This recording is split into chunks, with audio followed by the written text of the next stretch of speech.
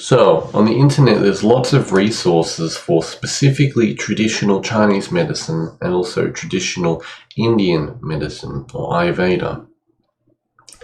I haven't been able to find much information on traditional Western medicine, for example, or any others, but we're going to go over some of these websites, two specifically, the TCM Wiki and the AmericanDragon.com website, and I'm going to show you some things on how to understand medicinal ingredients and maybe check these websites to better understand perhaps your body, your things like the Meridians, etc., how to understand medicinals and stuff like that. So anyway, here's a nice little introduction. If you're interested, you can read these things, the idea of yin and yang. This is quite nice. You see this little category with the archetypes here. And as you can see, if the body is dry or moist, if it's moist, it's yin. If it's dry, it's yang. So an organ could be dry or it could be moist. If it's hot, it's yang or positive, and if it's cool or cold, it's yin. Depending on the extent. Similarly, with a medicinal ingredient, it could be drying and warming, or it could be cool and moist, for example. And you could combine these together to make something that is moist and hot, or dry and cold. Dry and cold is earthly. Moist and hot, I believe, is related to the air element, if I think correctly. They basically have the entire idea of TCM, which is quite nice. So if you're trying to study this and perhaps you didn't have the money for books, or you're more interested in a modern thing, well, this is a little bit easier. As we can see here, let's see, pulse diagnosis, that's nice. The idea of the 7 emotions, excessive joy relates to chi, anger drives the chi upwards, and you can test these things for yourself. You can notice, when you're angry, you will, the force comes up. Fear drives chi downwards, excessive terror disturbs chi, etc. And the idea of blood, chi, essence, zhangfu, body fluids, etc. Therapy is interesting. So we got different kinds of therapies. I haven't checked this out. Looks like we have the organs here. And we'll go back here. Let's check out the meridians quickly. Do we have a chart? 12 standards. Yep, we do. Alright, we have a nice chart here. You can see it's coming from there and going down. Very nice. And of course the 8 extraordinary vessels here, which I recommend you learn these first. These are the big ones, and the meridians kind of come from the vessels, or they run along them, so to speak. So if you learn the vessels first, the meridians are more easy. Easy way to think about it: conception channel front, government channel back. Belt vessel is the around the lower belly, kind of back region there, and then you have the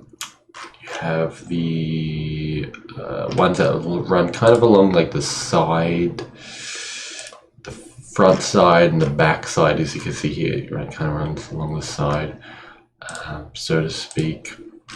And you can check these, and that's kind of like the back side there. So you can check these in your own time, and you can notice which one you are deficient in. Because you can look up, you can be like Yang Link here, Yang Link vessel recipes. What is a recipe for that one? Or you can just do some acupuncture or some qigong focus. Whatever you want. Let's see, there's another one. It runs along the hip, side of the leg. All right. So disease as well. That's interesting. So really, it's a treasure trove of information. And you got the therapies here, qigong. That's very nice. And what I really want to show you is medicinal. So let's look up an organ like kidney. Kidney, of course, the root of your health. Very good. And then we see things like kidney meridian, the kidney. Yep, here we are. And then it's things like goat or sheep kidney. Or what we have here, see, warm kidney and tonify yang. This one is insufficiency of liver and kidney. So if you're looking at a specific organ, tonified kidney, you'll see it here, and it'll show you different medicinals. One example, here, magnetite. You see, it's kind of a fuzzy, hairy rock because it's magnetic. So magnetite, we have all these things, the processing or the basically the details about it. It's an oxide, magnetitum of oxide mineral of family Spinella, right? Location, its location in China specifically, and harvest time.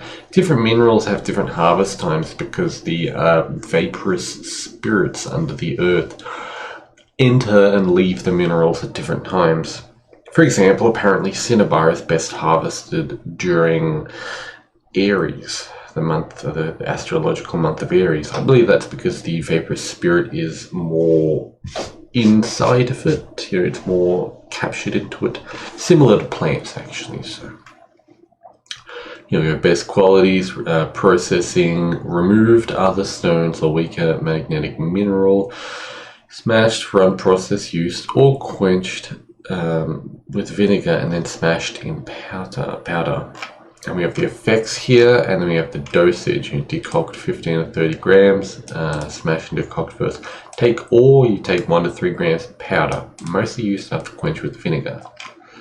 And here we go, properties: salty, cold, heart, liver, and kidney meridians entered. Actions: induce sedation and tranquilization, pacify liver and subdue yang, improve hearing and improve vision, improve qi reception, and relieve dyspnea. Alright, now one thing, improve vision and hearing, or hearing and vision. Why does it do that? It's because of the kidney and heart, I believe, action. This is pacify liver, yeah, there we go, liver again. And tranquilize and sedation, again, heart and kidney, and cold and salty, again, related to kidneys. So these are, so the property relates to the action, or the action relates to the property. And they both relate to the actual substance. Why does a magnetic rock relate to all these things? Why does it pacify and basically reduce the energy in the head and lower it? Magnetite is actually a very good medicinal ingredient. Why does it do these things? Because it's a magnetic rock, and specifically it's iron. Iron is good for, can be good for, I believe it's iron, tonifying the body essentially and strengthening it and such. And basically its effect, specifically magnetite though, its effect is because it's magnetic. So we can look at iron another time, but so I probably shouldn't say that. Specifically magnetite is actually because it's magnetic, more or less. That's one of the main things. And if you lose the magnetism from heating it too much, from oxidizing it or messing it up somehow, you actually lose the effect apparently. So let's go over these indications. So essentially this is what it's used for: unsteadiness of heart, mind, convulsions, epilepsy, mania, depressive psychosis. Jeez. Dizziness due to liver yang, tinnitus, deafness, dim vision due to liver and kidney deficiency, dyspnea due to kidney deficiency. And then you can read more in here to understand these. For example, it has actions of nourishing kidney and improving hearing and vision. For tinnitus, deafness due to kidney deficiency, it is often combined with kidney nourishing herbs to tonify kidney and improve hearing. For examples, combined with Shu De Huang, Shanzhu Yu, and Wu Wei Zhe, and so on. So you can read more of that if you're interested. Otherwise, for example, we'll take a look at a herb here. This is prepared Romania root.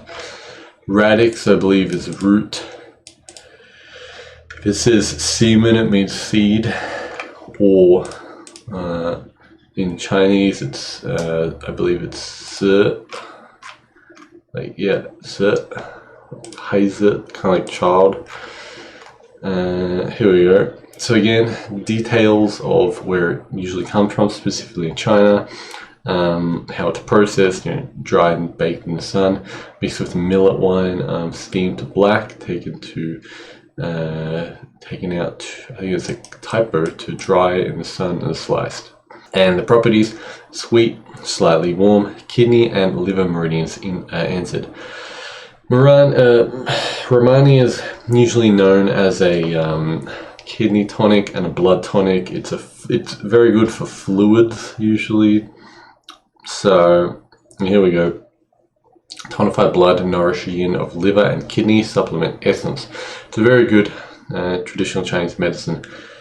And again, we can see the amount you should probably use, and usually use 10% of that if it's internally taken. So if you're eating it, you use about 1 to 3 grams, and that's also mixed in different things. And here we go: blood deficiency syndrome, deficiency of liver, kidney, yin, and syndrome of both essence and blood deficiency.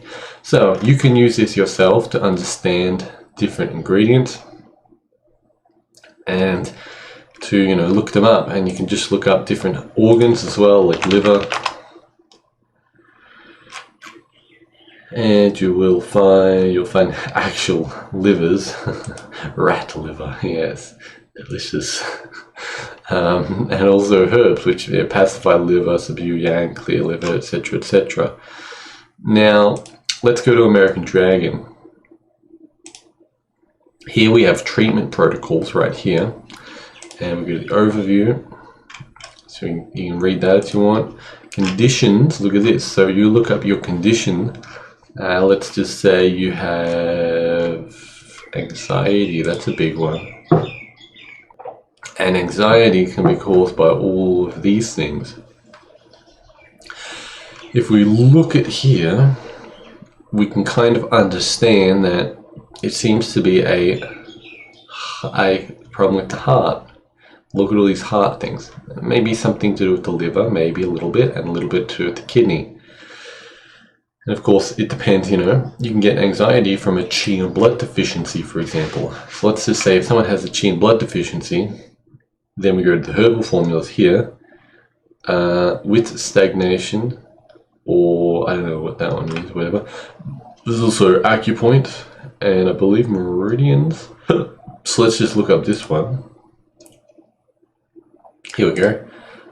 Also known as blah blah blah blah blah. Shanxiang and Tanghui drink to regulate the blood. Very nice. So here, Angelica Sinensis, which we have the Latin names here, which is nice, and we also have the Pinyin Chinese names. And we have dosages and what they do. Now, Danghuai, or Angelica Sinensis, which we can click on this herb to understand it. Categories: herb that tonifies the blood. Danghuai is another good one, similar to Romania. Properties: sweet, acrid, bitter, warm. Enters these meridians, and the dosage, or if it's in tincture, whatever. What does it do? Tonifies blood and regulates menses. Yeah, this you give this to women usually if they have problems with their menstruation. They don't have enough blood, essentially, to get things flowing, or it's the dry wound disorders, or they just need more blood after releasing it all. All those kinds of things. But men can also use this. Just because it's used for women's things, it's because it's related to the blood. It generates lots of blood and invigorates the blood. Yeah, moistens bowels and intestines. That's nice. Stops coughing. Blah blah blah. Contradictions, it basically means what not to do. Yeah, you got incompatibilities. I believe contradictions is you don't take it when it's a contradiction. Cases of diarrhea or abdominal distension due to damp obstruction. Contradiction in yin deficiency with heat signs. You can read that if you want. And major combinations. This is very nice. See how nice this website is? So, astragalus, which is another fluid generator, or Huangdi, many blood deficiency patterns, qi and blood deficiency. So yeah, these kinds of things. Specifically for menstrual thingos, again, Romania, another interesting one, and Baoshan and Changshuang. What else we got? heat symptoms due to yin deficiency, devastated blood. Again, Romania, and you can mix it with cinnamon for these things. So lots of strange strains and fractures. Interesting. What else do we have? When you get ginseng, and it's legit. It's an interesting recipe usually. So yeah, you can see all these kinds of insufficient milk. That's an interesting one due to qi and blood deficiency. Again, astragalus peanuts, interesting, and pig's feet. I guess they'd help. And these things I haven't used those before, but yeah, maybe they help generate fluids. So you can look through here, and we'll go back to our recipe. So here you see all the herbs, Romania, blah blah blah, all these things, jujubes, like the berries, and this is what it does: tonifies qi and blood, invigorates blood, regulates qi, transforms stasis, etc. Syndromes, clinical manifestations. I believe this is what you're trying, like the patient could have, so to speak. So they could have tinnitus, excessive loss of blood, emotional instability, etc. And what it treats is all of these things. So anxiety, nausea, vomiting, menopause, purpural fever, I haven't heard of that before, tinnitus, dizziness, etc. So you'll understand that certain recipes will treat a lot of different things because of what they do, etc. And sometimes you'll have notes and other, whatever. Here we go, modifications, basically different herbs to put in if you want to change it around a little. For pain in the lower abdominal, there you go, severe qi and blood deficiency, put astragalus. So for example, if you're trying to develop a blood generating pill, a blood pill, we'd start with something like astragalus. I'd go here, there will be a recipe down here which will basically be telling exactly what you want. This kind of qi and blood deficiency with shortness of breath and pale face, ginseng, maybe you do that just to invigorate the blood. Definitely Angelica sinensis, but you want the Romania. Where's the one with Romania? How do we search? Crap. Oh well, anyway, I don't know. You can kind of just, if you understand the ingredients, you can understand how to make your own thing. Here, interesting, qi deficiency due to chemotherapy and radiation. Ugh, not good, yeah. Ganoderma or Lingza, which is reishi, and you've got things like cordyceps, shenjiu, etc. Go back to Ganoderma, interesting one. Spirit mushroom, essentially, which is what it's called. Substances that calm the spirit. Herbs that nourish the heart and calm the spirit. So I believe the mind they're talking about here. And again, all these things, it's good again also for blood. Lingza or reishi is a anti-androgenic, just be warned, which is not a terrible thing if used in moderation, but most kind of yin, relaxing substances are anti-androgenic, which can actually be good to heal your body when not used, because you need to draw in energy and store it and relax and heal and all that to expand it again later on. So here again, actions, indications. Tonifies heart qi, nourishes blood, heart blood, and calms the spirit. Tonifies the lung qi, transforms phlegm, and stops coughing and wheezing, or cough and wheezing. Tonifies qi and nourishes blood. So that's nice. Now here we also have herbal formulas. You look up different herbal formulas, infertility, influenza, etc. And individual herbs in Latin and pinyin. So very nice little website. Now what I wanted to look up is blood stagnation. I think that's what I'm trying to find. It goes to a Google search here. Now what is the recent issue that many people seem to be having? Blood stagnation. I don't know if blood stasis is that. I'm pretty sure it should be. ScienceDirect.com. Blood stasis. Here, blood stasis is categorized by a decrease in flow, partial obstruction of flow through, raised blood pressure manifesting as change in shapes, crooking or formation of loops within the vessels, and leakage of blood through the vessel wall, hemorrhages. Does that sound like something that's happening? I don't know about you, but that sounds like what a lot of people are having right now. We all know the reason why, of course. So you can look up formulas to help that. Maybe you've got some stupid family member or friend who you don't want to die. So you can help them if you want. Also, they can pay their keep with medical experimentation, essentially. So here we are. Look at all these herbs, which breaks up blood stasis, invigorates the blood circulation, invigorates the blood, dispels blood stasis and opens up the channel, unblocks menstruation and alleviates blood. Another one, Hong Hua. And you can look up these specifically. You know, you can just do this, just click all these. Oh, saffron. No way. Alright, a little expensive then. Whatever. Forcefully breaks up blood stasis, regulates chi and alleviates pain. Another one. So you don't have to use all of these herbs. You could buy like 3 of them, and of course test it on yourself first. Make sure it's not going to kill you. Most herbs, unless you're working with like the one they used to poison Socrates, you can get that one. It's actually very good but they boil it quite well, so it's not as strong. But yeah, most herbs will be fine. You don't have to fear about self-experimentation. Just use lower dosages and do a little bit of research about it. So again, you can look up at this and you can see the combinations, you can see all the stuff. And if you want to make one of these, again, you've got the dosage. You can make it small, just use 4 grams of it, 3 grams of that, 3 grams of that, 3 grams of that, 3 grams of that.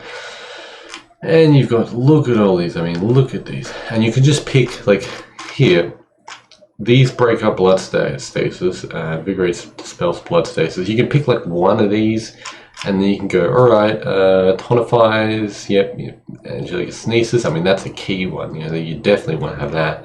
This one nourishes blood, alright, yep, sure. Promotes urination, do you need that? I don't know. Drains dampness, absorbs blah blah blah, generates flesh, I mean, that's pretty nice actually. Wouldn't mind some of that. Yeah, so you can kind of just pick and choose, so to speak, a couple of them. Of course, you know, depending on the formula, how it's made will be, you know, to, what do you call it? Will be, things work together. Like this is cinnamon, I think, cinnamony. Yeah. Cinnamon, yeah. Cassia. Cassia cinnamon. Which is warm, you know, it can help get things going, unblock yang and transform chi, yeah. Basically, it helps the heart get things going again. And too much of that cinnamon, that's a lot of cinnamon, I think, you know, for that. Too much of it, you know, on its own is going to cause issues in a person who has blood stasis, because it's going to force them to process all of that plasticized junk which is in their arteries. In the long term, it'll probably help if it does kill them, but you know, what I'm saying is you'd want to mix it with something like, you know, again, you get your angelic synesis, that's going to generate some blood or something else, you know, you got your Romani or whatever. And yeah, so anyway, that's an interesting little recipe, and you can check it out. And there's a bunch of different other recipes. This is just one of them. This is a very big one. I probably wouldn't recommend this one to an amateur because it's got a lot of herbs, unless you have a Chinese herbarium, which you can just write them all down and the grammage, and they can do that for you. And you're probably going to pay a fair bit because of how many there are, but you know, if you pick a few of them, you just pick like 3 or 5, maybe you'll only pay $20-30, who knows. Do we have anything else? I'd say that's about it. So yeah, I hope you enjoyed. Of course, I'll put the links to the websites in the description, and of course, have a nice day. Feel free to check the links in the description to, you know, for social and commercial things, and goodbye.